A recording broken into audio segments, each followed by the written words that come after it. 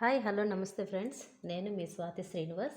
ఈరోజు మనం స్నేక్ ప్లాంట్ని ఏ విధంగా ప్రాపగేట్ చేయాలో తెలుసుకుందాం.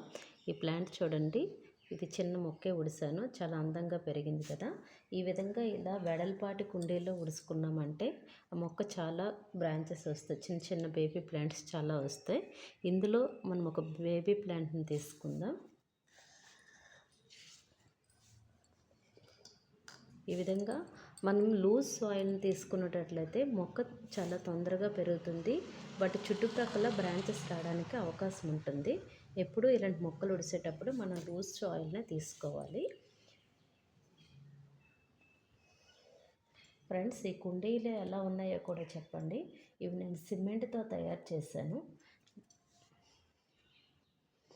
ఈ విధంగా ఉండడం వల్ల ఏంటంటే ఇటు చుట్టుప్రక్కల మనకి బేబీ ప్లాంట్స్ చాలా వస్తాయి అన్నమాట.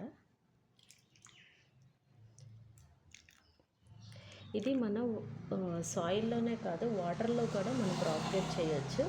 ఏ విధంగానంటే ఒక గ్లాస్లో వాటర్ తీసుకుని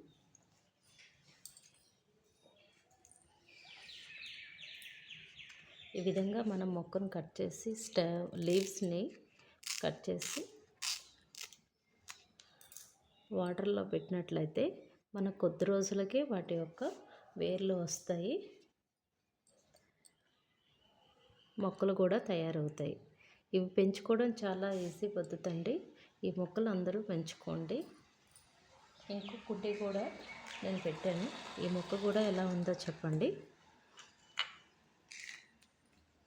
చూడండి, ఇది కూడా చిన్న కుండీలో పెట్టాను, చాలా చక్కగా పెరిగింది. Thank you.